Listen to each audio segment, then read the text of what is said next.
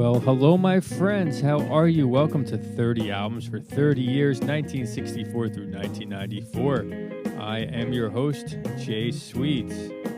Today's record, very interesting one. The 13th Floor Elevators, the Psychedelic Sounds of the 13th Floor Elevators, released October 17th, 1966. International Artist Record Label. Recorded between January 3rd and October 11th of 1966.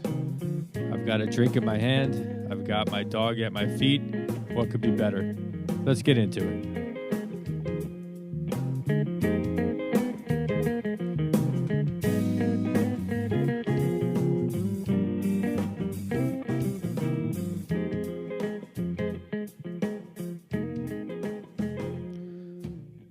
All right, so let's learn about the 13th Floor Elevators, a group that formed in Austin, Texas in December of 1965.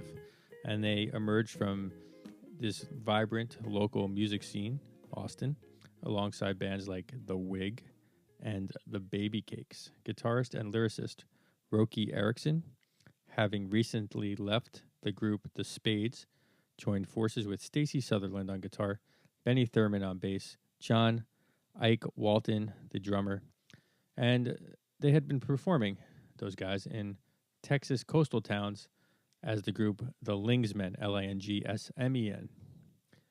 The band's formation was significantly influenced by Tommy Hall, who brought the members together, and then joined as their lyricist and as their electric jug player. Yes, the group had an electric jug player, and it's exactly what it sounds like. It's a guy blowing into a jug, electrifying it, and making a bunch of strange sounds. And the name, the 13th Floor Elevators, it was a collaborative effort.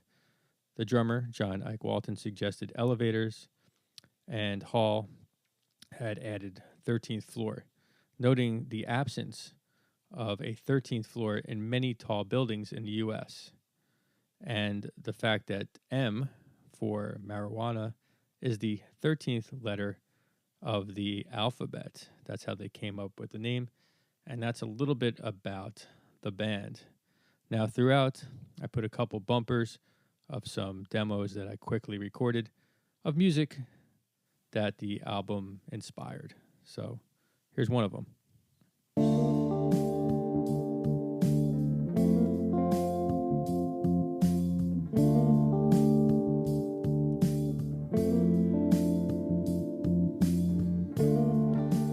All right, so let's talk about the album, The Psychedelic Sounds of the 13th Floor Elevators. It was the group's first record, widely recognized as one of the first to describe its music as psychedelic. The term psychedelic refers to or denotes drugs, especially LSD, that produce hallucinations and apparent expansion of consciousness. Even the album jacket, it is trippy, the album cover.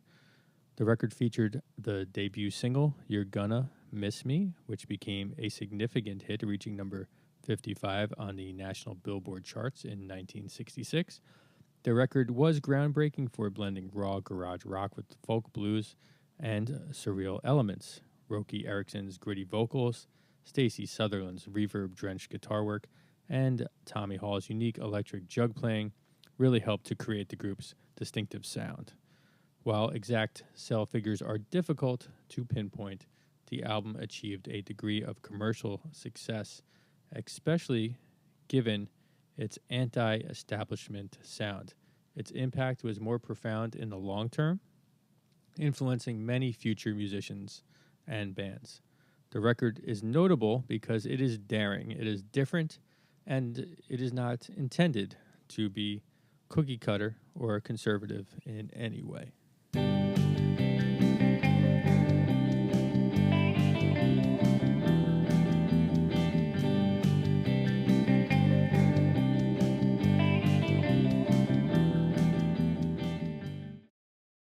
Following the release of the Psychedelic Sounds of the 13th Floor Elevators, the band continued to shape psychedelic rock with their follow-up album Easter Everywhere in 1967.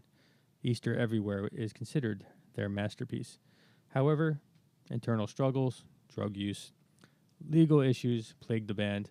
Their third album, Bowl of the Woods, 1969, it reflected a heavier, bluesier sound amid lineup changes. But even before that, in 1968, while performing at the Hemisphere, Roky Erickson, he kind of lost it. He began speaking gibberish and was diagnosed with paranoid schizophrenia, leading to involuntary electroshock treatments at a Houston psychiatric hospital. And the group was known for their advocacy of drug use, marijuana, psychedelic drugs. And they faced intense scrutiny from law enforcement. In 1969, Erickson was arrested for marijuana possession and to avoid a 10-year prison sentence. Could you imagine 10 years for having some pot? He pleaded not guilty by reason of insanity. He was sent to Austin State Hospital, then to Rusk State Hospital. He was brought to Rusk because he kept trying to escape Austin State. And at Rusk, he underwent more electroconvulsive therapy and Thorazine treatments and remained in custody until 1972. During this period, he wrote songs and he wrote poetry. Some was smuggled out of the hospital and published in a book called Openers. Now, the group, they were short-lived. They broke up in 1969 due to the challenges of having a frontman who had some issues, deteriorating mental health and the whole thing. So during their brief career and fading legacy, the 13th Floor Elevators, they did leave a lasting impact. They helped further shift rock music from its pop roots to a period of art music by pioneering the psychedelic genre and influencing many future artists to do the same. Erickson did rebound. He later recorded, he had some solo work, and between his solo work and some periodic reunions from the band, they continued their legacy in rock music. And that's what happened to the 13th Floor Elevators.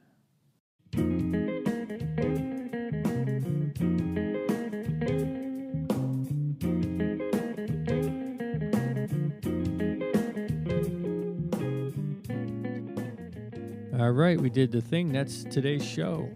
I hope you enjoyed it.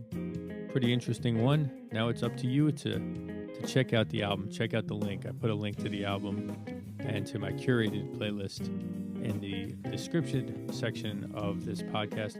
Also, go to the website, 30albumsfor30years.com. You can find out all about the past episodes as well. My website, jsweetmusic.com. On there, you'll find out where I'm playing. I have a lot of gigs coming up. Some articles that I've written, most recently for Downbeat Magazine and Jersey Jazz Magazine. And my new book, info on my new book. That's a biggie. Good way to support the program, man. Check out the book. It is called The Music of 1964, the 50 Most Impactful Albums. It's a companion to this show. You got to get it, man. You got to check it out. All right. I think that's it. Yeah, that's about it. All right. Until next time, let's keep this music alive. Have a wonderful day. And as always, peace.